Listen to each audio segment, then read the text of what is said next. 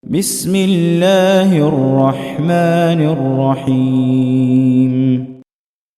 Bismillahirrahmanirrahim. Dari Jalan Taman Siswa nomor 56 Merduati, Kota Banda Aceh, inilah 96,1 FM, Radio Syiar Tauhid Aceh, sahabat belajar ilmu Islam. Assalamualaikum warahmatullahi wabarakatuh. Alhamdulillah, hamdan katsiran tayyiban mubarakan fih, kama yuhibbu rabbuna wa yardha. Asyhadu an la ilaha illallah wa asyhadu anna Muhammadan abduhu wa rasuluh, amma ba'd. Alhamdulillah, senang sekali kita bisa kembali menyapa antum semua dalam program kajian interaktif untuk sore kali ini di edisi 5 Jumadil Akhir tahun 1442 Hijriah, bertepatan pada tanggal 18 Januari tahun 2021 Miladiah. Dan seperti biasa, sahabat pendengar Radio Syiar Tauhid Aceh dan pemirsa STA TV yang dirahmati Allah, setiap Senin insya Allah kita akan hadir untuk membahas sebuah tema tentang permasalahan di seputar lingkungan kita. Dan tentunya kita juga sudah dikemas dalam program live podcast di 96,1 FM. Dan di sini kami juga ingin menyapa kepada para sahabat kita yang ada di Kota Takengon, yang tentunya juga sedang mendengarkan kita lewat siaran di Radio As-Sunnah 91,4 FM dan Radio Al-Kans di 106,1 FM yang ada di Kota Langsa.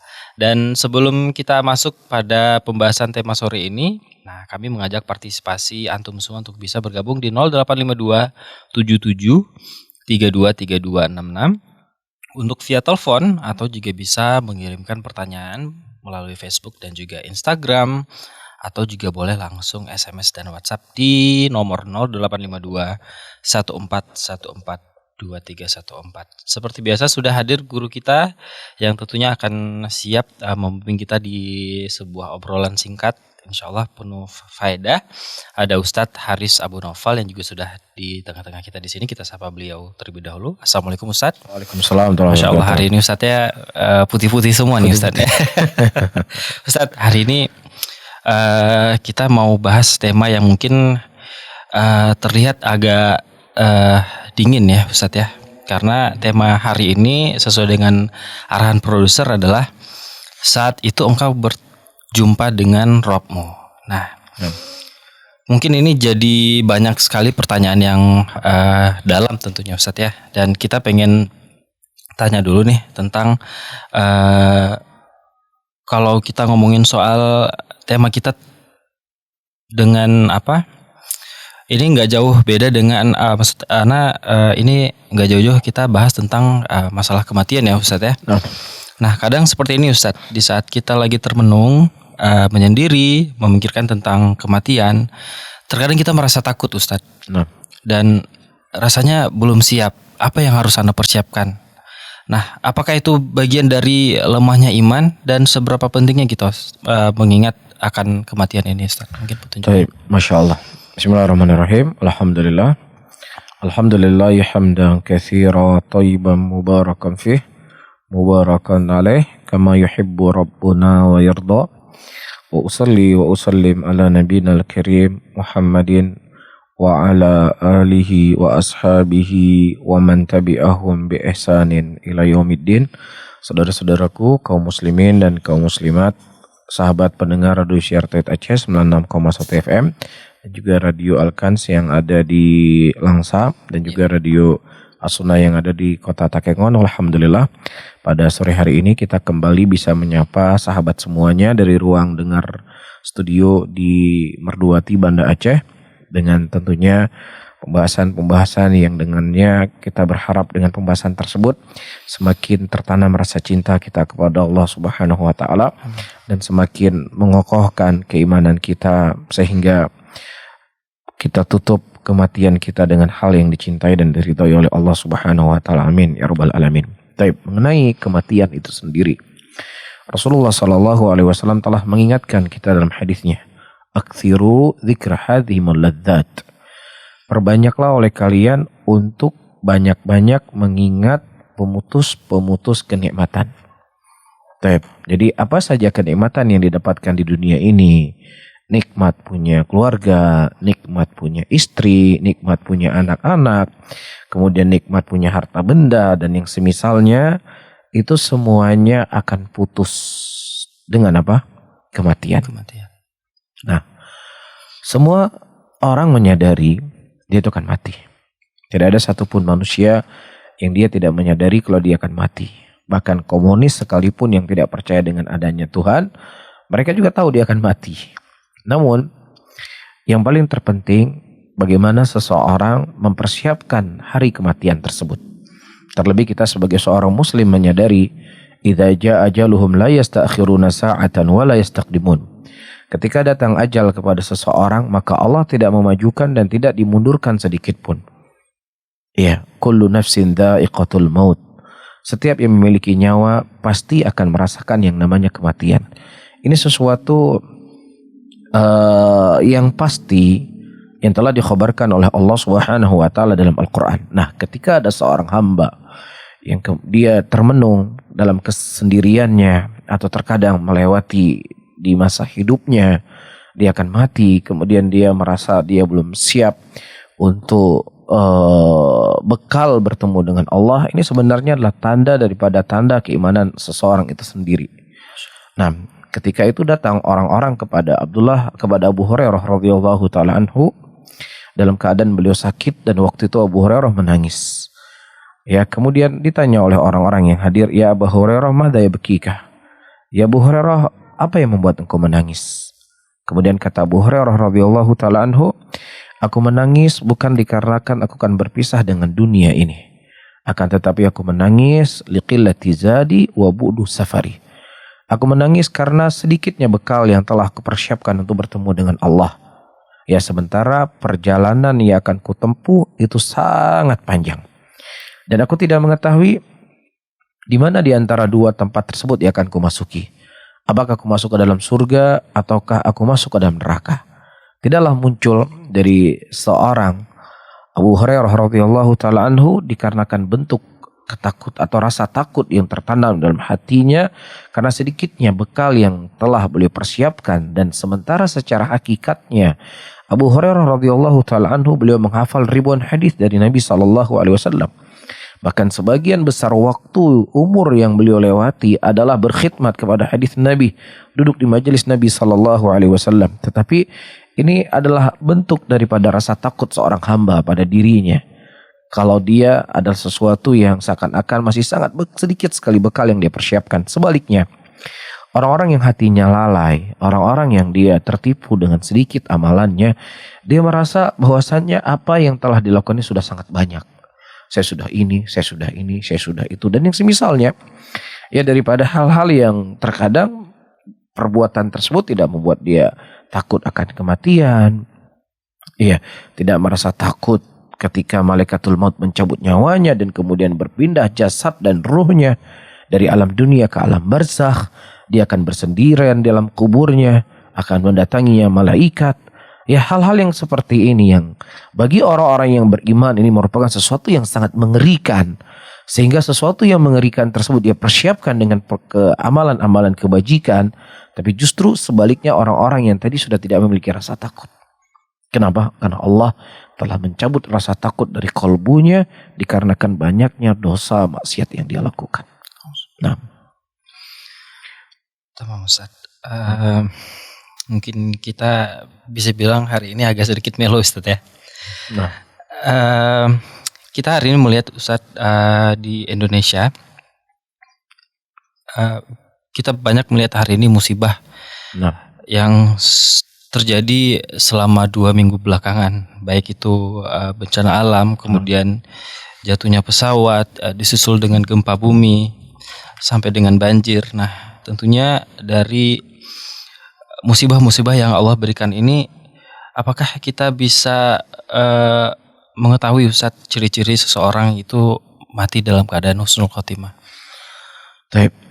Pertama, saudara-saudaraku muslimin dan muslimat rahimani wa rahimakumullah, kita harus menyadari bahwasanya Allah Subhanahu wa taala tidak pernah menzalimi hamba-hambanya. Innallaha laisa bidzalamin lil abid. Allah Subhanahu wa taala tidak pernah menzalimi hamba-hambanya. Ini keyakinan yang harus kita tetapkan pada diri kita dalam qalbu kita. Karena ketika keyakinan ini tidak kita tidak kita tancapkan dalam qalbu kita, yang itu menjadi sebuah keyakinan bagi kita. Ketika datang musibah, ketika datang bencana, ketika datang hal-hal yang itu bisa membuat meninggalnya orang-orang yang kita cintai, hilangnya harta kita, rusaknya rumah kita, hancurnya harta yang kita miliki, ya maka naudzubillah seseorang itu akan berprasangka jelek kepada Allah. Nah, prasangka jelek dia kepada Allah itu jauh lebih mengerikan apa yang telah hilang darinya, dari keluarganya, dari hartanya dan seterusnya. Kenapa? Karena ketika seseorang bersabar dengan apa yang Allah Subhanahu wa taala ambil dari yang Allah titip kepadanya, itu akan menjadi pahala. Tetapi ketika seseorang bersuudzon kepada Allah atau bahkan menganggap Allah itu tidak adil, naudzubillah, dia bisa kufur, dia bisa keluar dari Islam. Ya, dia itu ditimpa sebuah musibah, dan musibah, dampak dari musibah tersebut jauh lebih besar dari musibah itu sendiri. Nah, ini kenapa? Karena hal yang saya sebutkan tadi tidak pernah dia tanamkan. Ini yang pertama yang harus kita ketahui. Yang kedua, para hadirin dan hadirat rahimani wa rahimakumullah, ketika terjadi musibah yang begitu banyak menimpa negeri kita, pandemi corona belum selesai, ya kemudian tiba-tiba pesawat jatuh, ya kemudian kita dengar tiba-tiba terjadi gempa yang memakan korban puluhan mungkin ratusan, gempa belum selesai, kemudian tiba-tiba terjadi banjir, ya kemudian terjadi angin topan, beraneka ragam, terus bersilih berganti datang musibah demi musibah tersebut. Baik, ini para hadirin dan hadirat rahimani wa rahimakumullah, tidak lain ya dikarenakan dosa dan maksiat yang kita lakukan. Ya, kezaliman yang dibuat oleh manusia di muka bumi ini.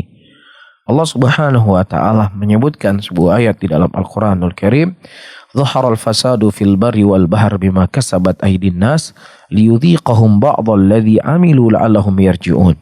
Sungguh telah nampak kerusakan di daratan, di lautan dikarenakan dosa dan tangan manusia itu sendiri. Dan Allah merasakan kepada mereka sebagian azab dari apa yang telah mereka lakukan dari dosa dan maksiat tersebut. Sehingga dalam kondisi seperti ini, para hadirin dan hadirat rahimani wa rahimakumullah, seseorang tidaklah menjadi orang lain sebagai kambing hitam dalam permasalahan ini. Akan tetapi setiap kita berusaha untuk mengintrospeksi diri dan mengevaluasi diri kita. Oh, ini karena pemimpinnya begini, oh ini karena presidennya begini, oh karena ininya begini, oh dikarenakan begini, oh ini karena kan begitu. Nah, ini tentunya ya musibah yang Allah datangkan kepada kita tidak kita jadikan sebagai pelajaran ujian ya untuk kita mengintrospeksi diri, tetapi justru kita membuat hal-hal yang lebih ya parah daripada musibah itu sendiri.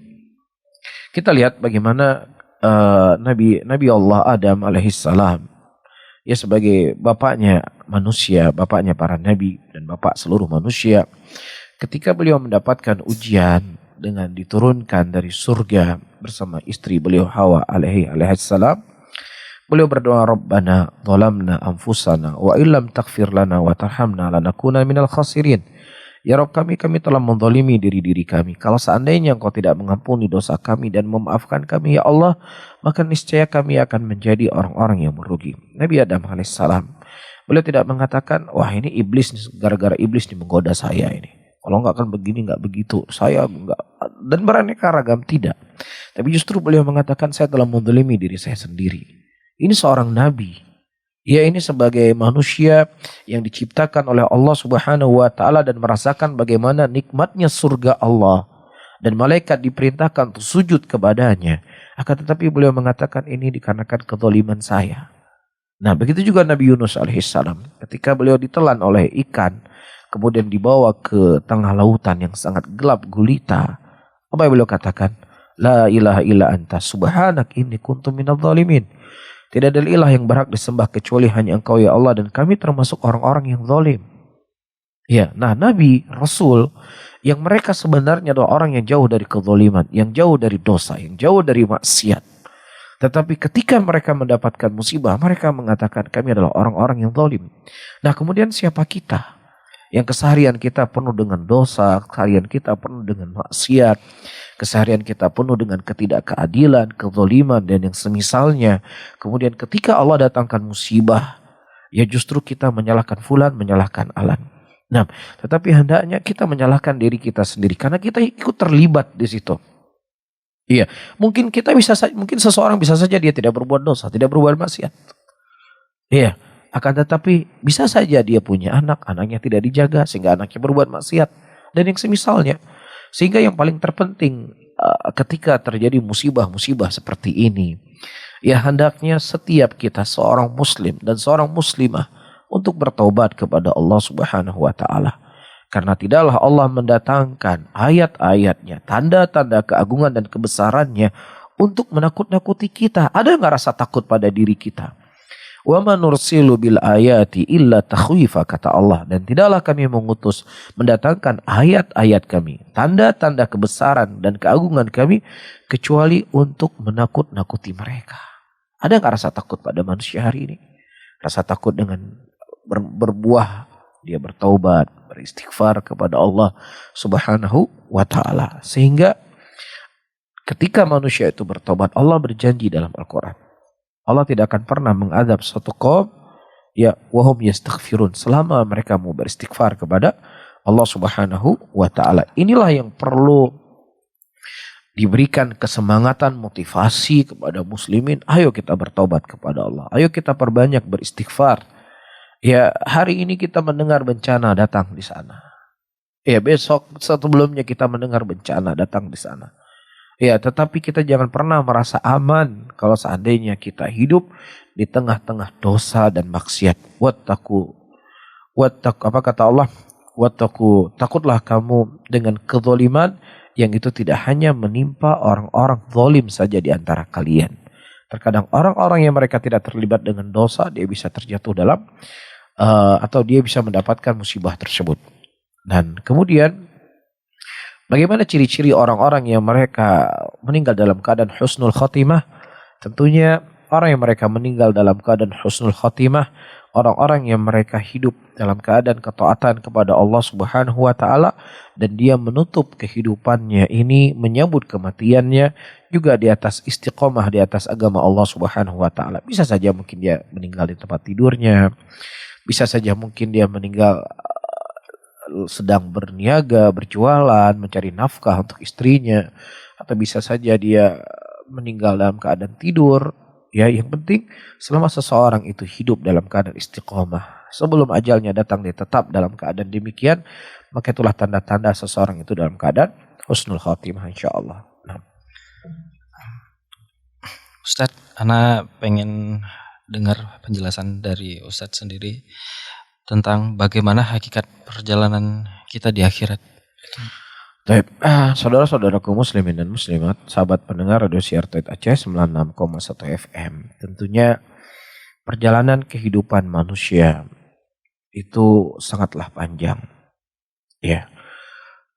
Logikanya begini, atau kita keseharian kita pernah melihat kuburan. Yang kuburan tersebut tercatat 1920 meninggalnya. Kan gitu ya. Ini kan sekarang kan sudah 2021. Berarti kan sudah berapa tahun itu? Sudah ratusan tahun ya. Sudah ratusan tahun. Iya. Nah sementara ada orang-orang yang meninggal ribuan tahun sebelumnya. Iya. Menunjukkan kepada kita berpindahnya manusia dari alam dunia ke alam barzakh saja, itu sudahlah sangat panjang dibandingkan dengan kehidupan kita di dunia ini. Ya, kita hidup di dunia ini itu sangat singkat. Ya, kita yang hadir di sini di studio pernah merasa nggak? Kita sekarang sebagian sudah berumur, ini semua sudah kepala 3 ya. Ya, Insyaallah. Masih kepala 2. Nah, kita ini sudah kepala 3, mungkin sebentar lagi akan beranjak kepala 4. Ya. Kita pernah merasa enggak kita sudah cukup lama tinggal di muka bumi ini? Tidak. Yaitu seakan-akan baru saja orang tua kita mengantarkan kita masuk SD, mengantarkan masuk TK. Tapi sekarang hari ini Justru kita yang sudah mengantarkan anak kita masuk SD. Ya, jadi kehidupan itu kehidupan yang begitu singkat. Ya, bagaikan mimpi-mimpi yang kita lewati dalam kehidupan kita ini. Ya. Nah, sementara dari perjalanan kehidupan kita yang sudah sekian lama ini, ya, itu tidaklah sebanding dengan panjangnya kehidupan di Yaumul Qiyamah. Disebutkan satu hari di Yaumul Qiyamah itu perbandingannya kurang lebih 50.000 tahun di dunia. Satu hari di akhirat itu perbandingannya 50.000 tahun di dunia. Ya, dan bersama dengan itu beraneka ragam ujian dan cobaan yang akan dilewati oleh kehidupan manusia nanti. Dalam sebuah hadis Rasulullah SAW mengatakan kalau seandainya seseorang itu bisa selamat dari himpitan kubur, maka niscaya Sa'ad bin Mu'adz adalah orang yang lebih utama untuk selamat dari himpitan kubur.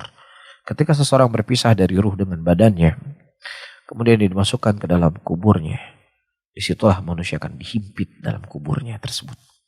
Kata Rasulullah, siapa dari Sa'ad bin Mu'adz, sahabat yang mulia. Kalau seandainya ada orang yang selamat daripada himpitan kubur, karena beliau yang akan selamat.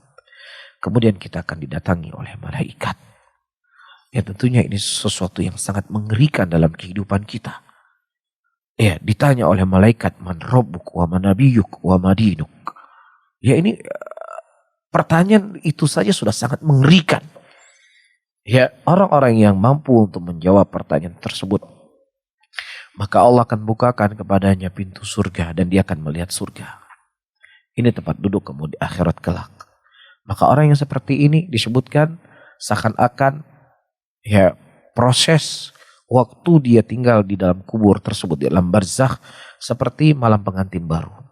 Tidak terasa dia sudah dibangkitkan oleh Allah Subhanahu wa taala yaumul qiyamah. Karena dia merasakan bagaimana, dia melihat bagaimana indahnya surga yang akan dia tempati kelak. Dan sebaliknya orang-orang yang mereka menyia-nyiakan hidupnya di dunia ini, ya, dengan perbuatan sia-sia, dengan perbuatan dosa, perbuatan maksiat, yang kemudian dia tidak bisa menjawab apa yang ditanyakan oleh malaikat tersebut, maka disitulah akan datang siksaan demi siksaan. Ia akan menghampiri manusia tadi. Disitulah dia menangis, meraung untuk dikembalikan ke dunia. Ya, untuk diminta agar dia bisa beramal saleh, agar dia bisa bertobat kepada Allah Subhanahu wa taala. Tetapi sudah tidak ada harapan. Allah sebutkan di dalam ayatnya, Rabbirji'uni la'ali a'malu salihah fima tarak. Kalla innaha kalimatun huwa qailuha wa min waraihim barzakhun ila yaumi yub'atsun. Ya Rabb kami, kembalikanlah kami ke dunia supaya kami bisa kembali beramal saleh. Apa yang telah dahulunya kami tinggalkan, katalah tidak. Kalian tidak akan dikembalikan ke dunia. Dan setelah kehidupan yang sangat menyakitkan ini dalam kubur kalian, kemudian akan menanti kalian hari kebangkitan. Maka disebutkan dalam ayat lain orang-orang kafir, orang fajir, ketika mereka berpindah dari azab yang sangat pedih di dalam neraka.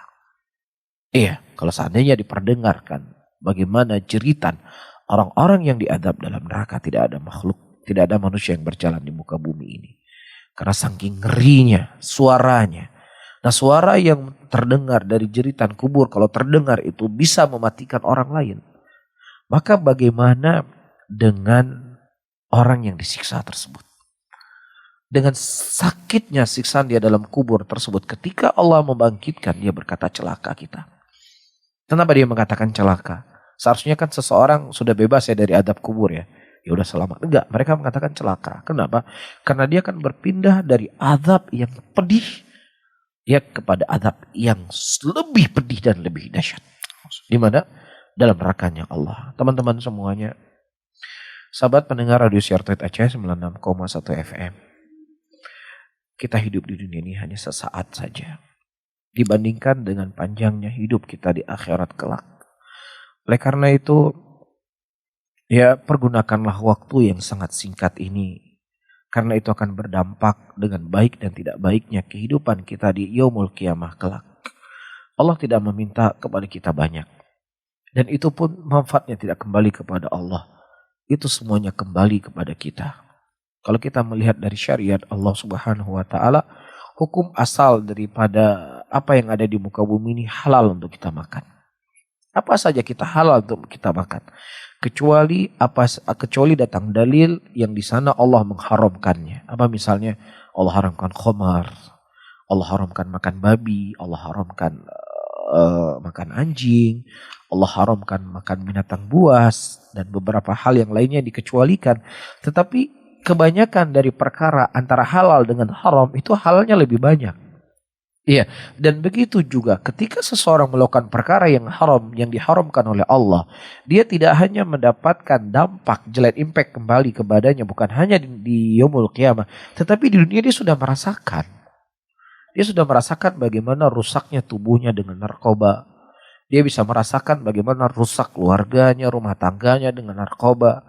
Dia bisa merasakan bagaimana kehidupan bebasnya, kehidupan pergaulannya yang merusak pendidikannya, merusak kerjanya. Ini kan sebenarnya apa yang Allah haramkan itu jelas akan memberikan dampak yang dia sendiri merasakan bagi pelakunya. Iya kan? Jadi terus apa lagi? Terus kenapa dia tidak menjauhi? Padahal yang halal-halal itu lebih banyak. Iya, itu yang pertama. Yang kedua, dari sisi ibadah. Ya, di sana disebutkan kaidah al-asl fil ibadah al-mahdhur. Sesuatu asal daripada ibadah itu adalah terlarang. Iya, kecuali di sana datang dalil yang di situ kita boleh untuk beribadah. Berarti asal ibadah jangan ibadah dulu. Sampai kapan? Sampai datang dalil. Nah, kecuali ya sesuatu yang sifatnya itu dikecualikan itu kan lebih sedikit. Ya, 24 jam. Udah, saya ingin sholat sekarang lah. Sholat apa? Ya, sholat maghrib dulu lah. Nanti jam 7 sholat maghrib lagi. Gak bisa. Ada sholat maghribnya nanti jam 7. Jangan sholat sekarang. Iya, jadi hukum asal daripada ibadah terlarang. Sampai kapan datang dalil, dia diperintahkan untuk beribadah, maka dia beribadah. Sedikit atau tidak? Waktu ibadah kita 24 jam. Lebih sedikit untuk perintah ibadah atau lebih banyak? Lebih sedikit. 24 jam yang kita lewati dalam kehidupan kita, sholat itu mungkin cuma 1 jam setengah. Iya. 1 tahun yang kita lewati dalam kehidupan kita, puasa itu cuma sebulan. Iya, begitu juga zakat yang dimiliki yang seseorang melewati kehidupannya. Itu pun hanya apa? Hanya setahun sekali dia bayar 2,5% dan dari harta dengan batasan tertentu. Taib. Nah, begitu juga haji seumur hidup sekali kewajibannya. Iya, adapun begitu juga zikir dan yang semisalnya. Ya tidak disuruh 24 jam berzikir terus menerus. Kan tidak. Ada saatnya dia begini, ada saatnya begitu. Ya, ini menunjukkan kepada kita. Allah Subhanahu wa ta'ala memberikan kemudahan kepada kita. Ya, agar kita semua bisa selamat. Yuridullahu bikumul yusra wa la yuridu bikumul usra. Allah menginginkan kepada kalian kebaikan dan Allah tidak malah menginginkan kepada kalian keringanan. Allah tidak menginginkan kepada kalian kesulitan. Untuk apa ini semuanya? Supaya kita bisa selamat. Supaya kita bisa masuk surga. Supaya kita bisa berkumpul dengan orang-orang yang kita cintai. Teman-teman semuanya. Dalam sebuah hadis Rasulullah Sallallahu Alaihi Wasallam mengatakan Allah Subhanahu Wa Taala memiliki 100 dari rahmatnya. Dan 1 rahmat Allah Subhanahu Wa Taala Allah turunkan ke muka bumi ini. Yang kemudian Allah bagikan rahmat tersebut. Ya, seseorang anak rindu dengan ibunya. Seorang suami rindu dengan istrinya. Begitu juga si istri rindu dengan suaminya. Seseorang yang tadinya bukan siapa-siapa dia. Ya, kemudian diikat dengan ikatan pernikahan. Muncul rasa cinta. Muncul rasa pertanggungjawaban. Yang dia tidak ingin berpisah dari pasangannya. Kemudian dari pasangan itu lahir anak-anak. Ya, yang mana seorang ibu, seorang ayah ketika anaknya berpergian jauh dia akan rindu. Ini apa semuanya? Ini petanda Allah memberikan nikmat kepada kita. Nikmat punya rasa cinta dengan orang-orang yang kita cintai. Dan sesuatu itu akan merasa sedih sekali ketika seseorang hilang kerabat dekatnya. Kita bisa lihat ketika terjatuh pesawat beberapa waktu yang lalu. Seorang ayah menangis. Ya, ibu menangis. Anak menangis ditinggal oleh orang tuanya. Kenapa ini semuanya? Ini petanda ada rasa cinta dalam hatinya. Sehingga muncul kesedihan. Sampai-sampai Rasulullah mengatakan hewan yang buas, singa, tidak akan menerkam anaknya. Ular kobra tidak mematok anaknya. Inilah rahmat yang Allah turunkan satu, dibagi kepada semua makhluk, itu sudah membuat kita tenang. Sudah kita membuat kita bahagia. Maka tersisa dari 99 rahmatnya Allah, Allah akan bagikan kepada penghuni surga. Subhanallah. Faham? Ya, satu rahmat saja kita nggak ingin pisah dengan istri kita, nggak ingin pisah sama anak-anak kita, nggak ingin berpisah dengan keluarga kita. Kita ingin selalu berkumpul dengan orang-orang yang kita cintai. Kita nggak ingin berpisah dengan orang yang kita cintai. Itu satu rahmat dibagi rata, tetapi kita luar biasa kenikmatan tersebut. Tersisanya kapan? 99 lagi akan Allah bagikan kepada penghuni surga. Kalau seandainya di dalam surganya Allah tidak ada bidadari, seandainya dalam surga Allah tidak ada rumah yang terbuat dari ini dan ini. Ya, tetapi surganya Allah hanya diberikan kepada kita rasa cinta yang tersisa 99 tersebut dari rahmatnya Allah dibagikan kepada keluarga kita. Kemudian seorang itu masuk surga tinggal di rumah gubuk misalnya. Dia merasakan nikmat atau tidak? Sudah cukup dia merasakan nikmat. Oleh karena itu kehidupan dunia ini orang yang kita cintai akan berpisah dengan kita. Atau kita akan berpisah dengan mereka. Itu pasti. Gak mungkin tidak. Ya, istri yang kita punya hari ini yang baru kita nikah, kita begitu sayang sama dia, cinta sama dia, kita kan berpisah sama dia. Iya, kita menunggu kelahiran anak kita. Kita punya anak hari ini, kita akan pisah dengan dia. Begitu juga kita punya rumah. Saya sudah membuat sebuah rumah, memeras keringat puluhan tahun saya mencari uang. Kita akan berpisah dengan apapun yang kita cintai. Ya, makanya Allah Subhanahu wa taala dan Rasulnya menginginkan kepada kita, ya, pertemuan kita, perkumpulan kita yang itu tidak akan terpisah dengan waktu, akan terpisah dengan apapun. Seseorang akan abadi selama-lamanya dalam surganya Allah. Itulah yang Allah inginkan kepada kita. Makanya kata Rasulullah dalam hadisnya, ya sesungguhnya pertemuan kita bukanlah pertemuan di dunia ini. Kalian mencintai saya juga mencintai kalian. Tapi kita akan berpisah dengan dunia ini. Akan tetapi pertemuan kita yang hakiki adalah di dalam surganya Allah Subhanahu wa taala. Makanya Allah ingatkan kita semuanya, ku anfusakum wa ahlikum nara. Jagalah dirimu dan keluargamu dari api nerakanya Allah.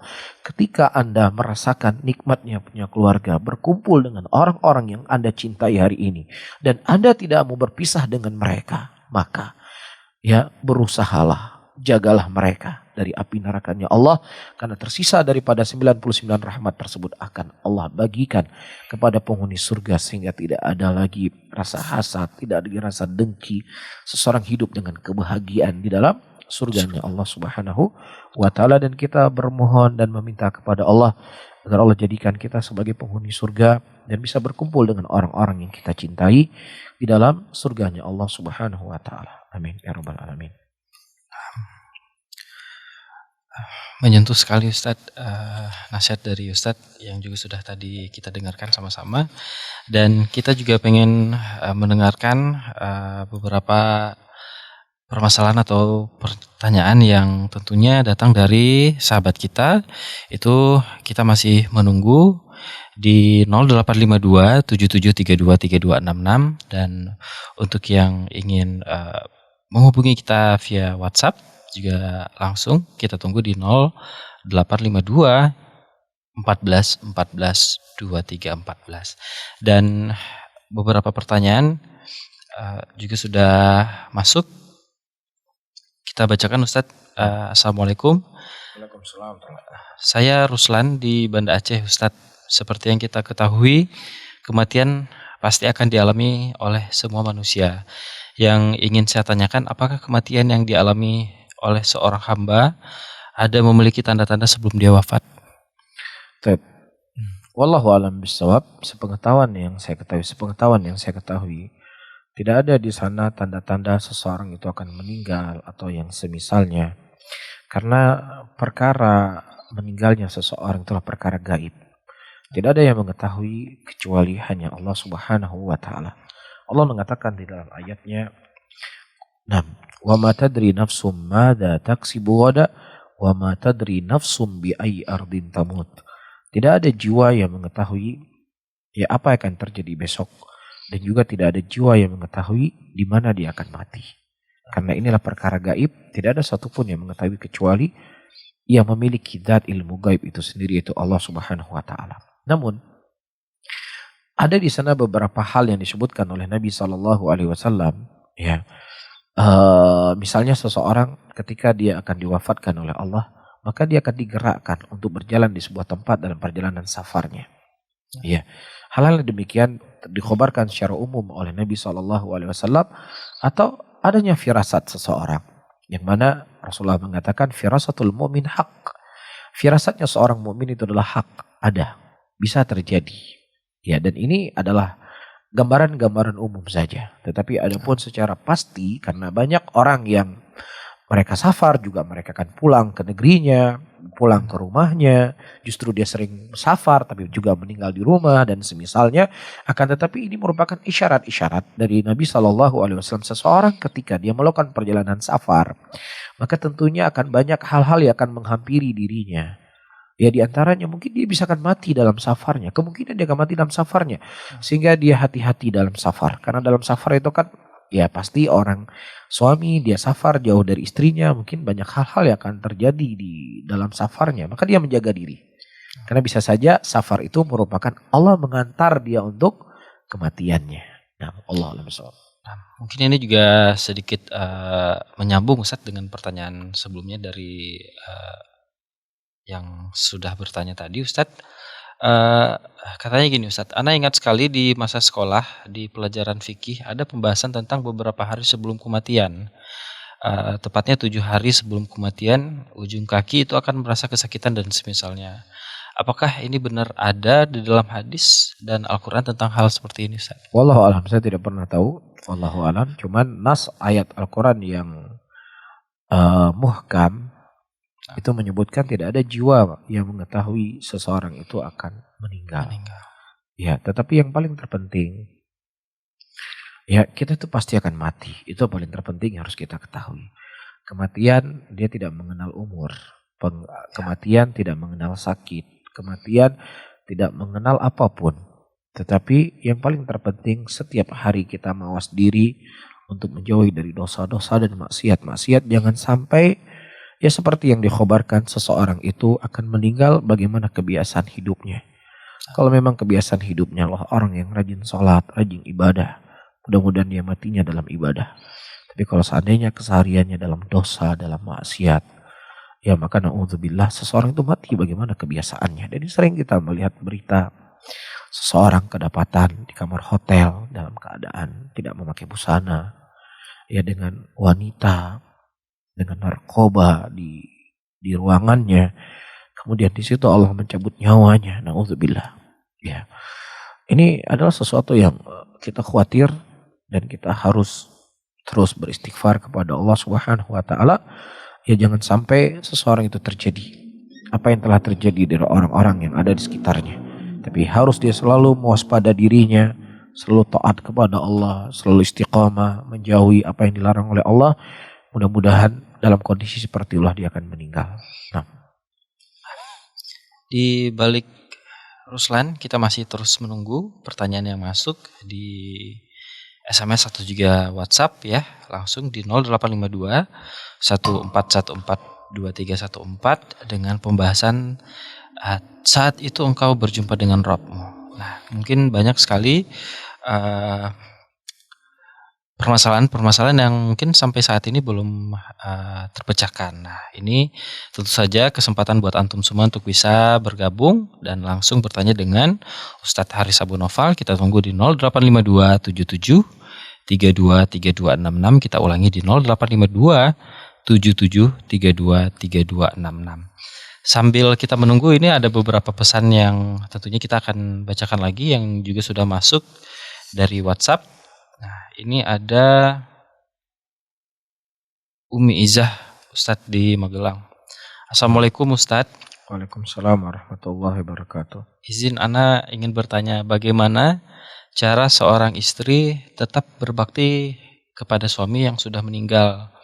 Selain mendoakannya, bagaimana kedudukan mertua dan orang tua kandung? Mana yang harus didahulukan bila saat istri tersebut tinggal dengan mertua? Baik. saudara-saudaraku muslimin dan muslimat rahimani wa rahimakumullah, tentunya di antara amanah yang paling terbesar dari seorang suami yang telah meninggal kepada istrinya adalah anak-anak yang dia tinggalkan dan hartanya. Dan juga orang-orang yang dia cintai.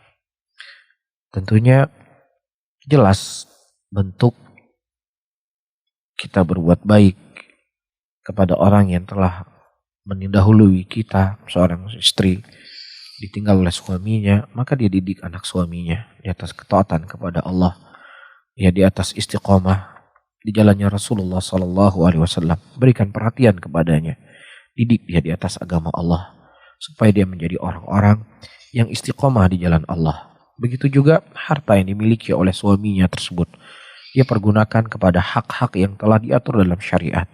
Ya dibagikan sebagai warisan untuk anak-anaknya, ya atau dia disepakati antara ahli waris, sebagian hartanya misalnya diinfakkan di jalan Allah dengan niat untuk mengalir untuk niat kepada suami yang telah meninggal, dan juga dia menjaga orang-orang yang dicintai oleh suaminya. Suaminya mencintai orang tuanya, suaminya mencintai adiknya, mencintai abangnya, mencintai kerabat dekatnya, maka semaksimal mungkin si istri ya untuk berbuat baik kepada orang-orang yang telah suaminya berbuat baik di masa hidupnya. Dan tentunya mertua itu akan menjadi mahram abadi. Ya walaupun misalnya dia telah ditinggal oleh suaminya atau misalnya telah terjadi perceraian, yang namanya mertua itu tidak akan pernah terputus. Dia akan menjadi mahram abadi buat seseorang. Misalnya seorang laki-laki dia menikah dengan seorang wanita, kemudian terjadi perceraian. Nah, si ibu wanita tadi itu masih menjadi mahram bagi mantan suami anaknya. Nah, begitu juga bapak si suami tadi masih menjadi mahram bagi mantan istrinya. Kan seperti itu. Nah, namun dari sisi orang tua, ya tentunya orang tua pasti yang paling terdepan. Ya bagi seorang anak antara mertua dengan orang tuanya sendiri, tentunya orang tua yang harus lebih dia muliakan. Namun bukan berarti untuk dia meninggalkan kewajiban-kewajiban untuk dia jaga sebagai menantu setelah ditinggal oleh suaminya. Nah, kita masih terus membahas seputar tema kita pada sore hari ini, yaitu saat itu engkau berjumpa dengan Rabbmu. Mungkin Ustadz ada juga beberapa pertanyaan yang mungkin sering kita lihat atau mungkin pernah kita rasakan di saat kita melihat kerabat kita atau teman-teman kita. Terkadang pernah terlintas atau terbesit tentang kematian itu sendiri ya Ustadz, yang seakan-akan waktu itu rasanya kematian itu sudah semakin dekat Ustadz. Ya. Nah, secara sadar kita pasti mendahulukan meminta maaf kepada banyak saudara kita yang mungkin dulunya pernah kita sakiti hatinya, kemudian perasaannya dan lainnya. Tapi terkadang sikap kita yang kita lakukan itu sering mendapat ejekan Ustadz. Nah, bagaimana sikap kita sebagai seorang pelajar menghadapi celaan tersebut? Ejekan misalnya? Ya misalnya kayak apaan sih, kan belum berpisah gitu, kenapa harus minta maaf gitu. Kenapa ya? Iya. Baik, saudara-saudaraku muslimin dan muslimat rahimani wa rahimakumullah. Rasulullah sallallahu alaihi wasallam menyebutkan dalam hadisnya, kullu bani adam khata' wa khairun khata'in tawabun. Setiap anak-anak manusia itu pasti berbuat kesalahan, dan sebaik-baik orang yang berbuat kesalahan adalah orang yang mengakui kesalahannya dan dia bertobat kepada Allah. Dan tentunya dalam keseharian kita, dalam bergaul, di dalam kita membangun komunikasi atau apapun namanya, ya pasti terkadang ketika kita berbicara ada sesuatu yang menyakiti orang lain, ada yang tidak membuat enak orang lain, ya apakah kita sengaja ataukah kita tidak sengaja, maka tentunya semaksimal mungkin kita selalu meminta istihlal, meminta halal apa yang telah kita lakukan. Ya misalnya ada sesuatu yang terganjal dalam hati kita, saya tadi kok gak enak ya menyebutkan si fulan begini. Udah akhi mohon maaf, tadi saya gimana ya, mau bilang sengaja juga nggak sengaja, dibilang nggak sengaja juga kayak sengaja. Yaudahlah saya minta maaf. Jadi itu sebenarnya setiap saat harus kita lakukan. Ya Syekh pernah diceritakan dari Syekh Abdul Razak hafizahullah ta'ala ketika beliau masih mengajar di Jamiah Islamiyah Waktu itu beliau melihat absensi mahasiswa. Ya kemudian ada seseorang yang namanya agak aneh. Ya kemudian Syekh kayak seperti tertawakan atau bagaimana gitu namanya. Dia maksudnya kayak seperti menghina gitu. Seperti ya seakan-akan menghina. Mungkin sebenarnya Syekh cuma bercanda dan semisalnya. Kemudian Syekh beliau tidak enak hatinya. Ya setelah beberapa saat, beberapa keesokannya atau beberapa lama, Syekh mendatangi mahasiswanya beliau sendiri dan beliau meminta maaf. Dan beliau memberikan hadiah ya kepada mahasiswanya tersebut karena menyebutkan nama dia yang tidak pokoknya ada hal sesuatu yang pasti orang nggak senang dengan namanya disebut demikian. Begitulah kita melihat bagaimana para ulama kita memiliki adab dan memiliki akhlak. Dan begitu juga disebutkan dari Syekh Muqbil rahimahullahu taala ketika beliau melewati misalnya beliau bangun dari tempat duduk beliau untuk sholat, selesai sholat mau hadir ke pengajian. Ya namanya manusia berdesak-desakan dalam masjid, ya terkadang tersepak kakinya, terinjak kakinya. Syekh mengatakan mohon maaf maafkan saya. Subhanallah. Ini seorang ulama besar yang tentunya kita ketika seorang murid ya diinjak oleh Syekh ya beliau kan nggak sengaja. Iya. Pasti kita juga nggak akan marah ataupun apa gitu kan. Tapi Syekh mohon maaf saya nggak sengaja. Subhanallah. Jadi akhlak dan adab-adab seperti ini mungkin perlu untuk kita bangun. Apalagi misalnya kita suka bicara ya. Namanya orang suka bicara itu kan pasti kesalahannya akan lebih banyak daripada orang yang diam. Yang apalagi mungkin suka nongkrong. Ya. Mau gak mau nanti kan pasti Allah kah. Gitu kan kadang-kadang kita gak sadar kan. Mengungkapkan sesuatu kepada saudara kita, ke teman kita. Ya kita kan gak tahu dia mungkin akan sakit hatinya. Saya kok dibuat seperti ini. Saya kok begini, saya begitu. Ya, apalagi misalnya belum nikah. Nah, itu kan mungkin selalu jadi sasaran kan. Nah, jadi inilah kita mungkin perlu untuk minta maaf di setiap saat, maafkan saya. Atau kita berjabat tangan, karena ketika kita berjabat tangan itu akan runtuh dari dosa-dosa yang kita lakukan, yang kita sengaja ataukah tidak sengaja dari dosa-dosa kecil tersebut. Nah, ini juga ada beberapa pertanyaan Ustadz yang masuk. Assalamualaikum Ustadz, saya Dian di Banda Aceh. Bagaimana hukum jika kita mendoakan seseorang yang menzolimi kita dengan berharap Allah memberikannya kematian Ustadz? Sepertinya ini terlalu kejam ya Ustadz. Tapi pertama Allah mengatakan dalam ayatnya fa in uqibtum fa'aqibu bimithli ma uqibtum bihi wa in sabartum la wa khairul lisabirin. Kalau seandainya ada orang yang mereka berbuat jelek kepadamu, berbuat zalim kepadamu, maka balaslah yang seimbang dengannya. Ya, tidak boleh berlebih-lebihan. Tetapi kalau seandainya engkau mau bersabar dengan apa yang dia lakukan kepadamu, maka orang yang bersabar itu lebih baik, kata Allah Subhanahu wa taala. Ini kaidah di dalam agama kita, boleh kita balas ya yang benar-benar dia telah menzalimi kita, tetapi Allah ingin memberikan kepada kita yang terbaik. Ini satu hal. Hal yang kedua, tadi saya mengatakan boleh saja ya. Datang hadis dari Muad bin Jabal radhiyallahu taala anhu, ketika itu Muad bin Jabal beliau pernah dizalimi oleh seseorang. Ya, kemudian beliau mendoakan orang yang dia zalimi tersebut, yang menzalimi beliau tersebut. Ya. Laki-laki ini dalam keadaan sudah tua renta, dalam keadaan alis matanya sudah jatuh. Alis matanya sudah panjang. Pernah ya lihat-lihat mungkin gambar orang yang alis matanya sudah panjang. Sudah saking tuanya.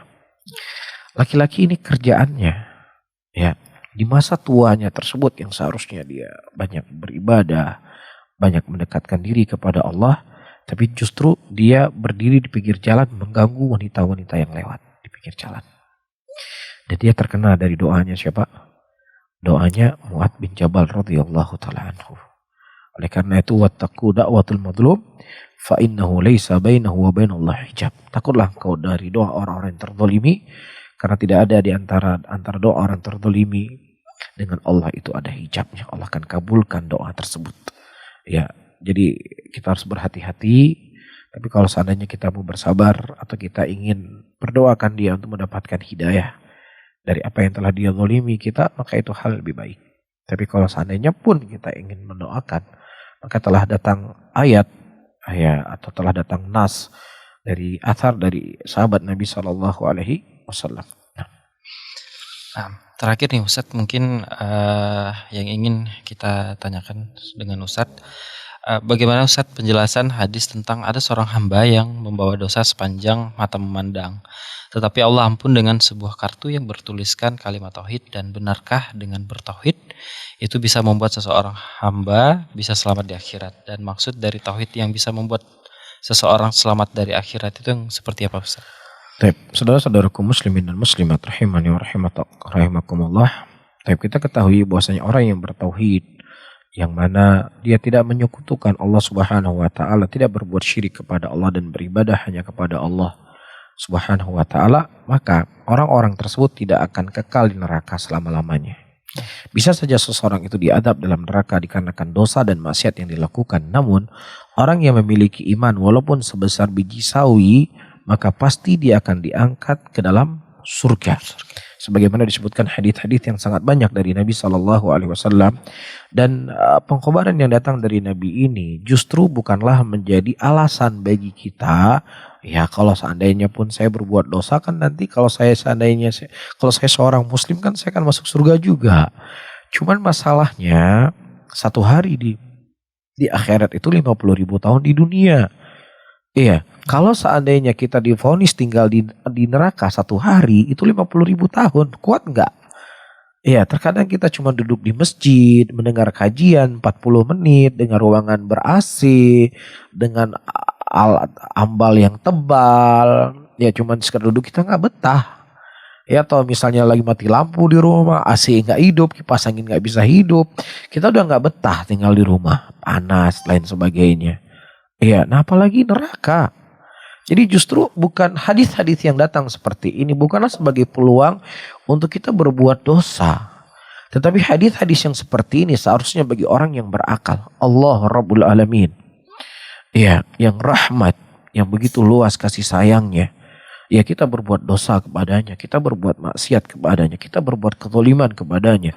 Beraneka ragam dosa dan maksiat yang kita lakukan di muka bumi ini dengan nikmat yang Allah berikan kepada kita siang dan malam. Tetapi bersama dengan itu, ya Allah maafkan dosa kita, Allah ampunkan dosa kita. Kalaupun diadab oleh Allah, kita tidak kekal selamanya. Seharusnya kan demikian tertanam pada diri kita. Gak pantas dong bagi saya bermaksiat kepadanya, gak pantas dong bagi saya untuk berbuat apa yang dilarang olehnya, gak pantas dong bagi saya untuk bermalas-malasan beribadah kepadanya. Seharusnya kan begitu. Itu orang yang berakal. Tapi justru orang yang gak berakal, oh berarti kajilah aku pegang yang awal. Ini kan kedunguan cara berpikir seperti ini.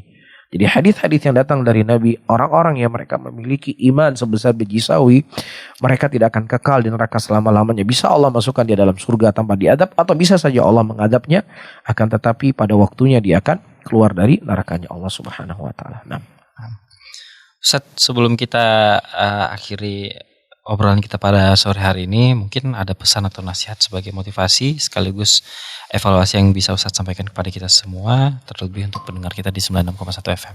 Saudara-saudaraku muslimin dan muslimat rahimani wa rahimakumullah. Ya, kita seperti yang telah kita ketahui, kita berada di kondisi-kondisi yang setiap saat kita mendengar orang meninggal.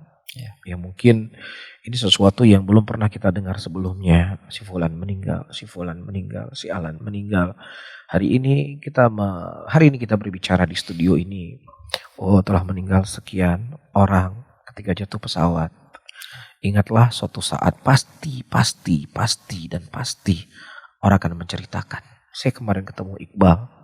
Ya masih nongkrong, ya masih kita kajian bareng, terus kita ngopi. Alhamdulillah dia sehat, dia ceritakan gimana, dia mau begini, dia begitu. Hari ini kita mengantarkan jenazahnya.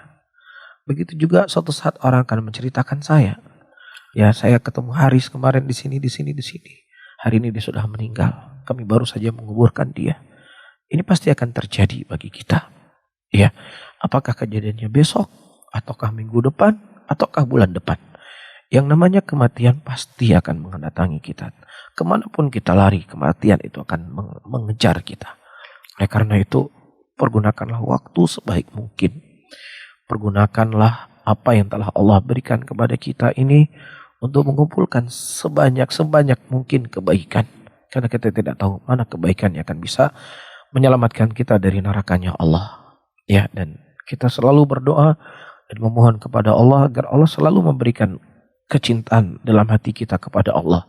Karena seseorang ketika telah tertanam rasa cinta dia kepada Allah, apapun masalah yang akan dia hadapi, tidaklah kecuali dia akan kembali kepada Allah Subhanahu wa taala. Wallahu a'lam bishawab. Jazakallah khair Ustaz atas penyampaian materinya. Semoga kajian pada hari ini juga sekaligus mendapat keberkahan, sekaligus membuka pintu hidayah dari Allah Subhanahu wa taala. Tidak terasa sudah 60 menit kita menemani antum semua dalam program live podcast pada sore hari ini, edisi 5 Jumadil Akhir tahun 1442 Hijriah, bertepatan pada tanggal 18 Januari tahun 2021 Miladiah. Semoga Allah senantiasa memberikan kesehatan dan menjaga Ustadz dan keluarga Ustadz semuanya dalam kebaikan. Amin. Barakallahu fiik. Jazakumullahu khairan bagi yang sudah ikut berpartisipasi bersama kita di 96,1 FM, di 91,4 FM dan 106,1 FM. Semoga Allah memudahkan kita dalam hal menuntut ilmu agama dan mohon maaf bila terdapat banyak kekurangan.